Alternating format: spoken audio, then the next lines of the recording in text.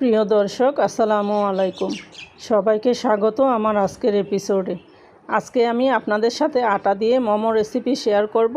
হাতের কাছে থাকা এই সাধারণ উপকরণটা দিয়ে আপনারা কিভাবে বাসায় খুব সহজেই মোমো তৈরি করতে পারেন, সেই রেসিপিটাই আপনাদের সাথে শেয়ার করব। আশা করি আপনাদের সবার কাছে ভালো লাগবে। এখানে আমি নিয়েছি 1 কাপ আটা, তার সাথে আমি দিচ্ছি 1/4 কাপ কর্নফ্লাওয়ার দিয়ে এখন এগুলোকে একটু মিশিয়ে নিচ্ছি। তার সাথে দিচ্ছি অল্প একটু লবণ। সব কিছুকে মিশিয়ে নিয়েছি। এখন পরিমাণ মতো পানি দিয়ে আমি একটা ডো তৈরি করে নিব। আমি এখানে কর্নফ্লাওয়ারটা দিয়েছি, আপনারা চাইলে কর্নফ্লাওয়ারটা স্কিপ করতে পারেন। শুধু আটা বা শুধু ময়দা দিয়েও আপনারা এইভাবে ডোটা তৈরি করতে পারেন। ঢেকে রেখে দিব 10 মিনিটের জন্য। এখানে আমি নিয়েছি 2 কাপ পরিমাণ চিকেন কিমা, তার সাথে দিয়েছি আধা চা চামচ আদা গুঁড়া, আধা চা চামচ রসুন গুঁড়া, দিয়েছি আধা চা চামচ গোলমরিচের গুঁড়া।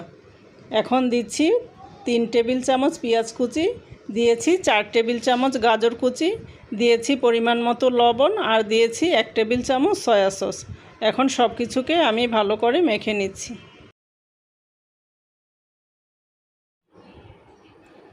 আমার মাখানো হয়ে গিয়েছে। এখন যে ডোটা তৈরি করে রেখেছিলাম এটাকে আমি 2 ভাগ করে নিচ্ছি। এখন 1 ভাগ দিয়ে আমি বড় সাইজের একটা রুটি বেলে নিব। আমি শুকনা আটা ছাড়াই রুটিটা বেলছি। আপনাদের যদি বেলতে অসুবিধা হয় তাহলে একটু শুকনা আটা ছড়িয়ে দিতে পারেন। রুটিটা আমার বেলা হয়ে গিয়েছে। বেশি পাতলাও হবে না, বেশি ভারীও হবে না, এরকম সাইজের করে আমি রুটিটা বেলে নিয়েছি। এখন একটা বাটি দিয়ে আমি এভাবে গোল গোল করে কেটে নিচ্ছি। আপনাদের হাতের কাছে ছোট বা বড় যেরকম সাইজের আপনারা তৈরি করতে চান ওইভাবে এইগুলোকে কেটে নেবেন।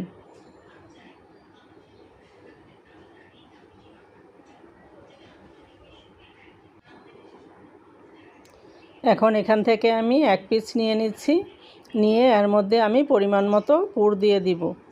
যে মাংসর পুরটা তৈরি করে রেখেছিলাম ওখান থেকে আমি পরিমাণ মতো এখানে দিয়ে এখন আমি ভাঁজ করে দিচ্ছি। ভাঁজটা একটু খেয়াল করলেই আপনারা পারবেন।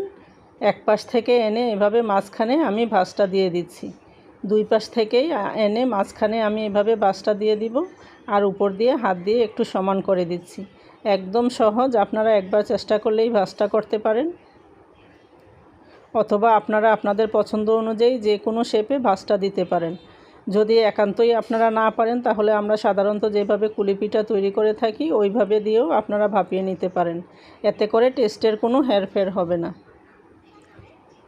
এভাবে আমি সবগুলো তৈরি করে নিয়েছি। এখন এগুলোকে ভাপিয়ে নিব। একটা ছিদ্রযুক্ত প্লেটের উপরে আমি এগুলো দিয়ে দিচ্ছি। নিচে আমি পানি গরম করে নিয়েছি। এখন এইভাবে আমি 5 মিনিটের মতো ভাপিয়ে নিব। যেহেতু কাঁচা কিমাটা আমি এখানে দিয়েছি, আমি 5 মিনিটের মতো এগুলোকে ভাপিয়ে নিব। এখানে আমি নিচ্ছি 2 চা চামচ চিলি ফ্লেক্স, 1 চা চামচ তিল, 1 চা চামচ মরিচের গুঁড়া। এগুলো দিয়ে আমি চিলি অয়েলটা তৈরি করব। তার সাথে দিচ্ছি 1 চা চামচ রসুন কুচি।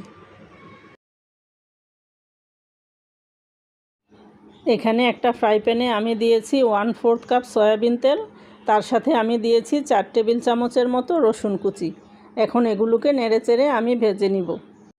রসুনগুলোকে ভেজে আমি ছেঁকে রসুনটা আলাদা করে নিব আর তেলটা আমি চিলি অয়েলের মধ্যে দিয়ে দিব।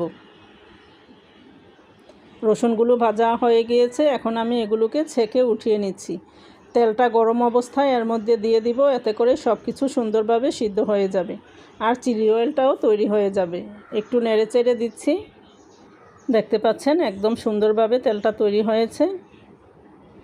যেই মোমোগুলো আমি স্টিমে দিয়েছিলাম ওগুলোকে এখন উঠিয়ে নিচ্ছি। এখানে আমি একটা সস তৈরি করব, এজন্য দিয়েছি 1 টেবিল চামচ সয়া সস, 1 টেবিল চামচ লেবুর রস, দিয়েছি 1 টেবিল চামচ পানি, তার সাথে দিচ্ছি 2 টেবিল চামচ চিলি অয়েল। এখন সব কিছুকে একসাথে ভালো করে মিশিয়ে নিচ্ছি। সবগুলো মোমো আমি ভাপিয়ে নিয়েছি, এর উপরে আমি সসটা দিয়ে দিচ্ছি। এভাবে আপনারা অবশ্যই বাসায় সসটা তৈরি করবেন। কী যে মজা এর টেস্ট, একবার এভাবে বানিয়ে খেলেই বুঝতে পারবেন। এখন এর উপরে দিয়ে দিচ্ছি আমি রসুন কুচিগুলো। রসুন কুচিগুলো যখন খাওয়ার সময় দাঁতের নিচে পড়বে তখন মনে হবে ক্রাঞ্চি মোমো খাচ্ছেন। আমি আশা করব আপনারা বাসায় একবার হলো এভাবে ট্রাই করবেন। আশা করি আপনাদের সবার কাছে ভালো লেগেছে। সবাই ভালো থাকবেন। আল্লাহ হাফিজ।